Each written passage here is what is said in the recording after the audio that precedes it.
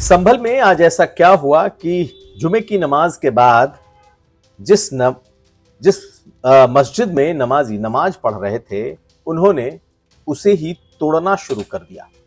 कौन सी है वो संभल की मस्जिद और क्यों नमाज खत्म होते ही लोग इसे तोड़ने लगे हैं? क्या है पूरी कहानी, हम समझेंगे।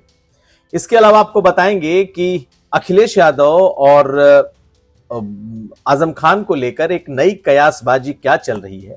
8 तारीख को जो मुलाकात की बात है, क्या वो रामपुर में होने वाली है या कुछ नई चर्चाओं ने जन्म ले लिया है? अगर लिया है तो क्यों, ये भी समझेंगे। और ये भी बताएंगे कि बीएसपी की 9 अक्टूबर को होने वाली रैली की कैसी चल रही है तैयारियां। मायावती ने किन किन नेताओं को इसमें झोंक दिया है। तो ये खबरें आज का यूपी में। नमस्कार, मैं हूं कुमार अभिषेक, आप देख रहे हैं यूपी तक। हम हाजिर अपना न्यूज शो आज का यूपी लेकर। तो सबसे पहले बात संभल के उस मस्जिद की जिसमें आज जुमे की नमाज के बाद उसे तोड़ना शुरू कर दिया गया। बड़ी तादाद में नमाजी जुटे थे और इन नमाजियों ने जैसे ही जुमे की नमाज खत्म हुई उसके बाद मस्जिद की जो बाउंड्री है, जो शिखर है, उसे तोड़ना शुरू कर दिया। ज्यादातर लोग जो नमाजी थे उन्होंने इस बारे में बात करना ठीक नहीं समझा, लेकिन आपको बताएं कि ये मस्जिद, इसका नाम है राया बुजुर्ग मस्जिद, तो जो तकरीबन 15 किलोमीटर दूर है मुख्य शहर से। और बताया ये जा रहा है कि इस मस्जिद का निर्माण 15 साल पहले हुआ था और इससे लगती हुई जमीन पर एक मदरसा बना था, जिसको हालांकि शादी घर के नाम से रखा गया था। तो शादी घर को एक दिन पहले ही बुलडोज किया गया। आज भी उसमें लोगों ने उसको तोड़ा है, लेकिन आज जो सबसे ज्यादा चर्चा में रहा वो ये राया बुजुर्ग मस्जिद रही।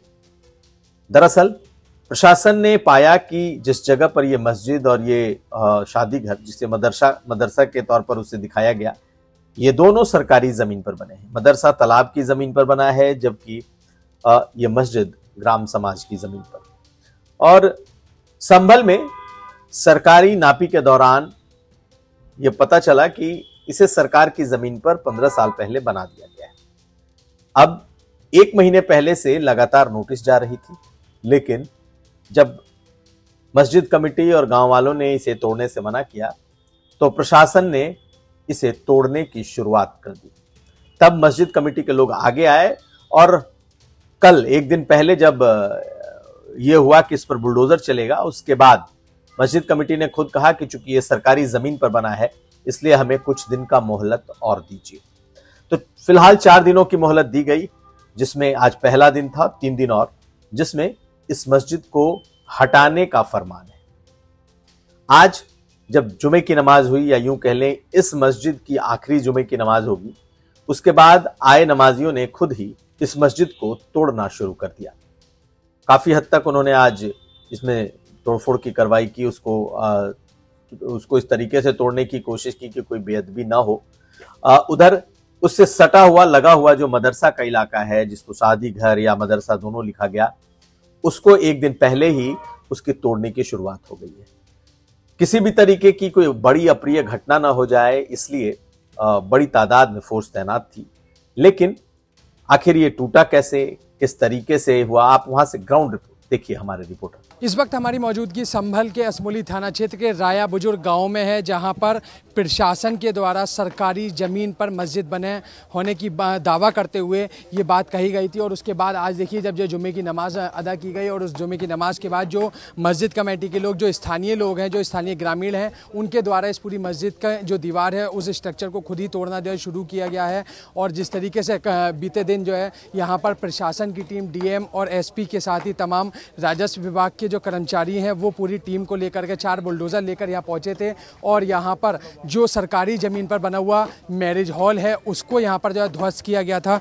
लेकिन अब एक बार फिर आज जो है दूसरे दिन जो है जब जुम्मे की नमाज यहाँ पर जो है अदा की गई, तो यहाँ पर जुम्मे की नमाज के बाद स्थानीय लोगों ने खुद ही इस मस्जिद को जो है तोड़ना जो है शुरू कर दिया है, जिनके द्वारा ये जो पूरा अवैध निर्माण है उसको यहाँ पर जो है ध्वस्त किया जा रहा है। तमाम जो लोग हैं वो भी यहाँ पर देखिए आप जो है यहाँ पर जो है मौजूद नज़र आएंगे। और इसी के साथ जो पुलिस पुलिसकर्मी हैं असमोली थाने के, वो भी यहाँ पर जो पहुँचे हैं, वो यहाँ पर इस पूरी कार्रवाई के दौरान जो मौजूद हैं। तो जिस तरीके से यहाँ पहले आज जुम्मे की नमाज इस पूरी मस्जिद के अंदर जो है अदा की गई, तमाम जो नमाजी हैं वो अंदर पहुँचे और उसके नमाज अदा करने के बाद अब जो यहाँ पर नमाजियों ने जो है यहाँ पर स्थानीय ग्रामीणों ने यहाँ पर इसको जो है तोड़ना जो है शुरू कर दिया है और ये जो पूरी कार्रवाई है वो चल रही है। अब हम आपको बता रहे हैं आजम खान और अखिलेश यादव की होने वाली मुलाकात के बारे में। 8 तारीख को यह मुलाकात तय है कि अखिलेश यादव जाएंगे और आजम खान के घर रामपुर में उनसे मुलाकात करेंगे। बाकायदा प्रोग्राम भी तय हो गया है, लेकिन कुछ नई कयासबाजियों ने जन्म लिया है।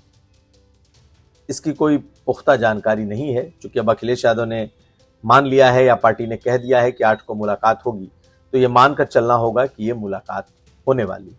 कौन कौन जाएंगे इसे लेकर चर्चा हो रही है कि क्या अखिलेश यादव इसे बिल्कुल पारिवारिक रखेंगे, वो खुद डिंपल यादव और परिवार के लोग जाएंगे, या फिर अखिलेश यादव के साथ वो तमाम लोग जिन्होंने मौलाना मुहिबुल्लाह नदवी को टिकट दिलाया, ऐसे तमाम लोग जिनको आजम खान जिन्हें बिल्कुल पसंद नहीं करते, या यूं कह ले ऐसे लोग जिनसे आजम खान नाराज हैं, क्या अखिलेश यादव उनको लेकर के जाएंगे ताकि जो नाराजगी है जो इन लोगों को लेकर आजम खान के मन में भरा है उसको दूर किया जा सके। ये तो एक बात हुई, लेकिन चर्चा इस बात की भी चल रही है कि अखिलेश यादव लंदन में है, वो 6 तारीख को लौटेंगे। इधर आजम खान दिल्ली जा रहे हैं दोबारा से चेकअप के लिए। बताया जा रहा है कि वो शायद दिल्ली जा भी चुके हैं। तो इस वक्त कोई नहीं मौजूद है रामपुर में, तो क्या ऐसा हो सकता है कि ये मुलाकात कहीं और हो जाए? क्योंकि रामपुर की बात मीडिया में आई है, पार्टी की तरफ से ये कह दिया गया है कि 8 तारीख को मुलाकात होगी, लेकिन क्या ये मुलाकात रामपुर के बजाय कहीं और भी शिफ्ट हो सकती है?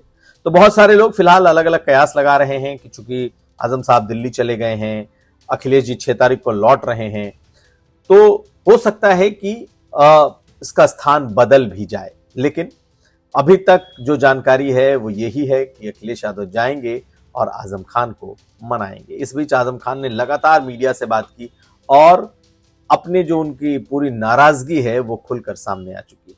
तो शायद अखिलेश यादव के लिए भी बहुत सारे प्रश्नों का जवाब मीडिया के जरिए उन तक पहुंच चुका है कि आखिर आजम खान चाहते क्या है। अब देखना यह है कि आजम खान और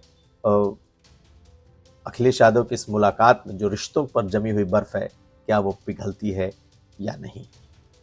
अगली खबर। और अब बात बसपा के सबसे बड़ी होने वाली रैली की तैयारी। जी हां, 9 अक्टूबर को जिस दिन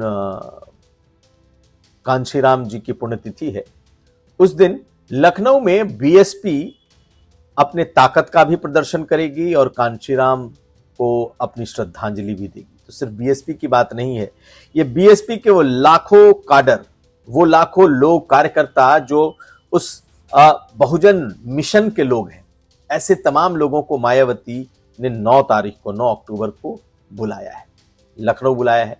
और लखनऊ में जो कांशीराम प्रेरणा स्थल है, जो बहुत बड़ा पार्क मायावती ने अपने वक्त में बनाया था, हालांकि लखनऊ में उन्होंने कई पार्क बनाए, अंबेडकर पार्क सबसे चर्चित है, लेकिन उन्होंने कांशीराम स्मारक स्थल जो बनाया है, वहां पर वो एक बहुत बड़ी रैली कर रही है। और माना जा रहा है कि 2008 के बाद ये उनके सत्ता में रहने के बाद 2008 से 2007 से 2012 तक जो उनकी सत्ता रही, उसके बाद होने वाली ये सबसे बड़ी रैली। आप देखिए, बसपा के तमाम बड़े नेता, चाहे वो सतीश चंद्र मिश्रा हों, चाहे विश्वनाथ पाल हों, मुनकाद अली हों, मेवालाल हों, जितने नेता हैं वो इस सब के सब इस वक्त इस रैली की तैयारियों में जी जान से जुटे हुए हैं।